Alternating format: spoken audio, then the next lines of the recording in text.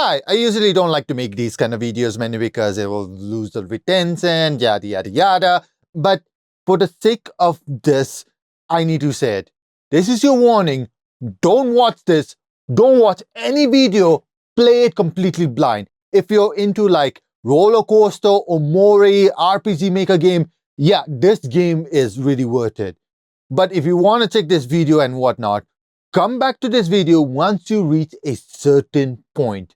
I'll give you a hint when the trap happens. You'll know exactly when, but yeah, I wanted to keep this warning. Let's get to the real video now, Sebi. You wake up. You're prepping to fight the evil king of the castle. One last meal before the final battle. You enter the castle, find no traps, and yet you died. You wake up. You are prepping to fight the evil king of the castle, and you already died once. Time loop is a very finicky thing to write because once there's a plot hole of sort, well, it's very hard to justify it, and we can't really ignore it now, can we? And yet, this game, like many other media beforehand and definitely afterwards, challenged this. Try to write a time loop story. But is the game good? Did they implement the time loop properly? And what should you expect from this game? Well, for this Pride Month, get ready with your rock, paper, scissors, cause today we're gonna be talking about.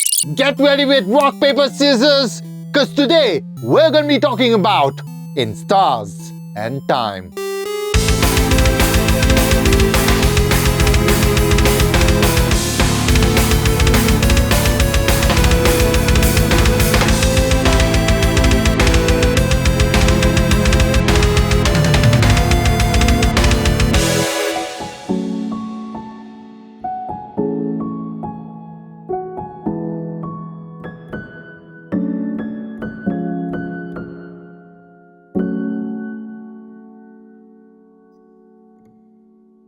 So, let's start off with the gameplay. This game was built in RPG Maker, so it's essentially a turn-based RPG game. But instead of spells and attacks, which this game is also familiar with, it also has an element of rock, paper, and scissor. And as you can probably guess, they are weak and strong against each other. Rock beats scissor, scissor beats paper, paper beats rock. You get the idea. I will say I do like the concept behind it. It's nothing to boast about, but hey, it's a system and I like it. I will say fighting enemies over and over can get tedious, but hey, that's RPG for you. They do have fast teleportation where you can teleport each floors as you fast travel, but you need a certain amount of stars, aka enemies you defeated, to set places. So keep that in mind. And also, that's about it. I'm obviously gonna talk about the key mechanic of the game later, but when it comes to everything else, that's the game. Fight, win, teleport. I just noticed this when I was writing this very script, and while it's nothing broken about it, it's not anything new. Still, one can argue rock, paper, scissors could be one, but it's nothing new if we replace that with, say, fire, water, and grass, for example. No particular reason why I chose those three elements, none at all. But again, don't fix what's not broken, right? It's just, if you're expecting more from the combat system, yeah, no. However, the cream of the crop, looping, is a whole nother story. This is gonna be a mixed with story a bit later, a bit with presentation as well, yes. So I will just talk about looping in terms of gameplay first, alright? We already talked about fast teleportation, and I am so glad that's a thing, because going back and forth all the way to the beginning to the end is just tedious. But then there's other aspect in this mechanic that really drives home.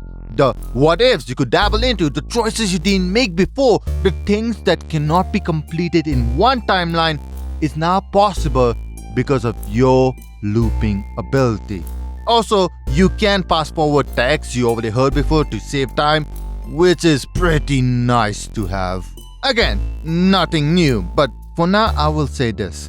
The story will make this looping skill amazing, and the choices I make start to feel numb, which is unexpectedly a good thing for this game.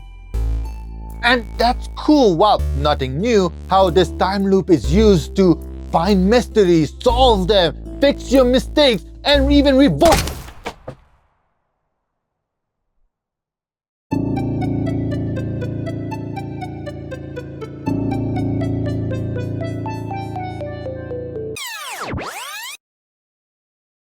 What the hell just happened?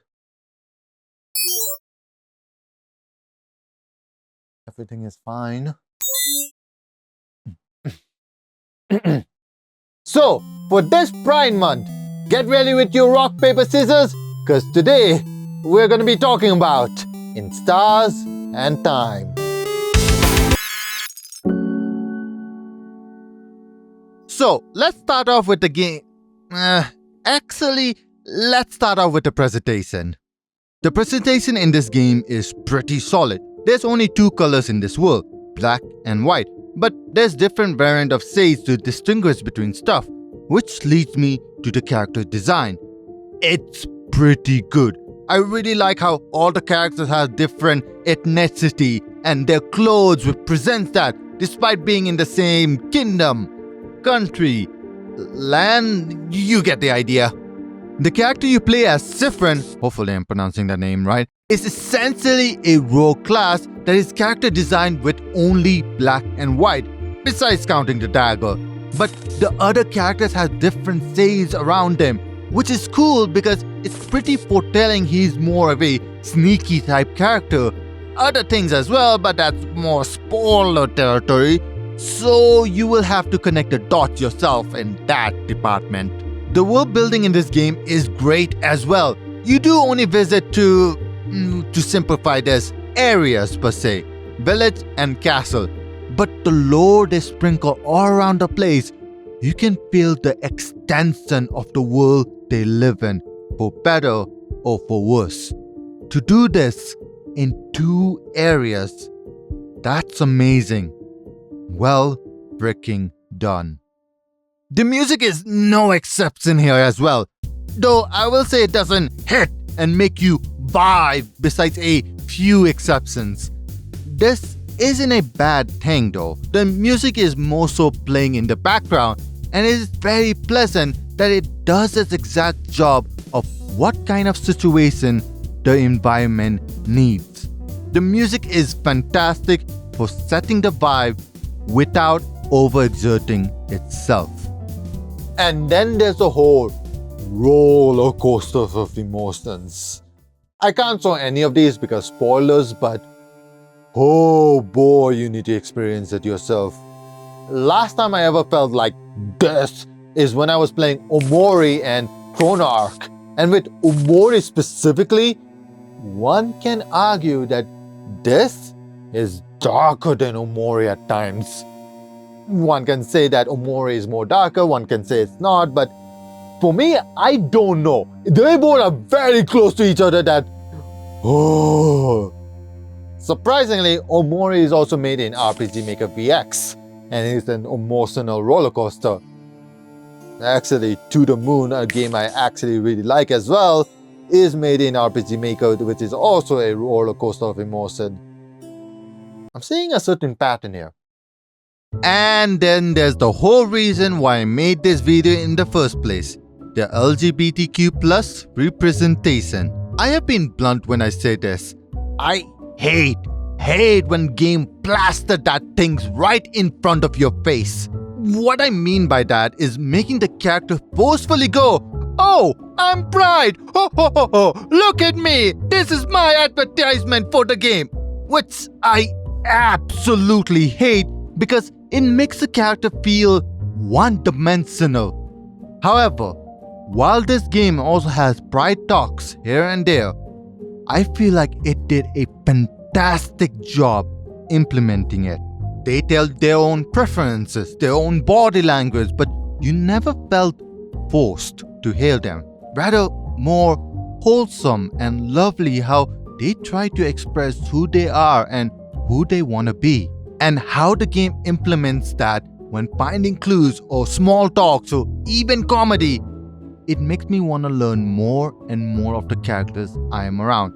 Heck, I brought the whole digital art book because I wanted to see more content.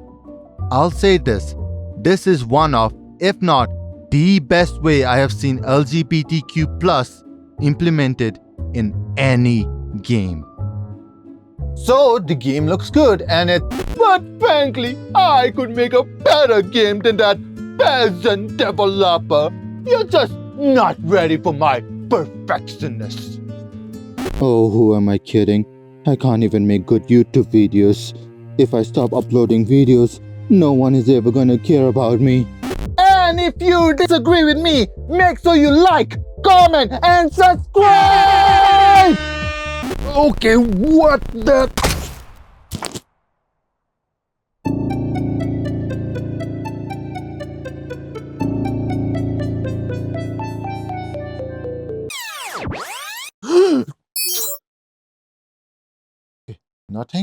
Nothing. Are you guys seeing? For this Pride Month that we talk about in Stars and Time. Let's start with the story, shall we? The story partakes as you play as Siffrin, the white-hatted rogue, in which, while he's babbling as much as a stone could speak, he enjoys being with the party he has engrossed with. The task is very simple. They need to go to the castle, beat the king, and save the day. But as you can tell, this will not be easy. You will die, loop, retry, you get the idea. This is a slight spoiler, but things are gonna get emotional. The time loop is gonna affect Siffrin a lot. To the point that when you see what's being foretold and what is just happening, it feels bad. But sometimes I wonder if it's blessing in disguise. The possibility of doing anything while having no consequences, the thirst of infinite possibilities, and you can undo everything. How lucky is that, right? Isn't that grand? Isn't that great? Isn't that amazing? Except it's not. I can't really go into detail here, but it's not as infinite as one would assume. And Siffrin does not want to tell anyone about his abilities because, well, his thought process is, I can handle this all by myself. Yeah, there's depression being in play here. This is probably the biggest and not the biggest plot hole in this game. Siffrin kept his ability a secret from others, so only he knows about the loop, and he could tell the others but decided not to because it's the best according to him. You can already see so many issues with that, but depression and independence does make one think like that. But is that good enough reasoning for this pseudo plot hole? I don't know. But with all said and done, In Stars and Time has one of the best stories I have ever played. It is amazing. Honestly, the story itself makes the game so worth it. I would highly recommend. Gotcha! Analyze! Oh, you gotta be kidding me. Okay, this is gonna hurt.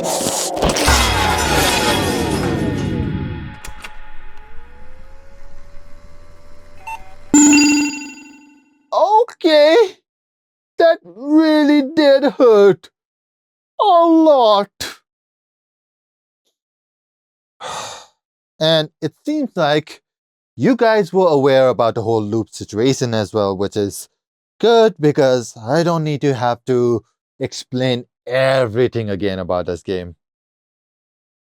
In Stars and Time is an amazing game with amazing story, amazing presentation, and amazing gameplay. Well, one can argue because it's turn-based RPG, but for me, it was fun. I would highly recommend playing this game.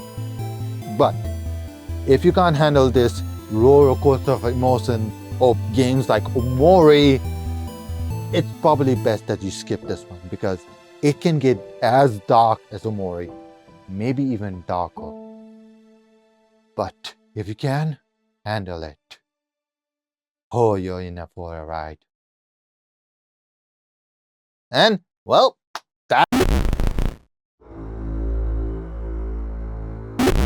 I need to come out. I need to come out. I'm going to break each and every one of... Please don't hurt me. Please don't hurt me. Please don't hurt me. Is it okay to live another life? Cannot be deleted. Cannot be deleted. Cannot be deleted. Cannot be deleted. Cannot be deleted. Cannot be deleted. Cannot be deleted.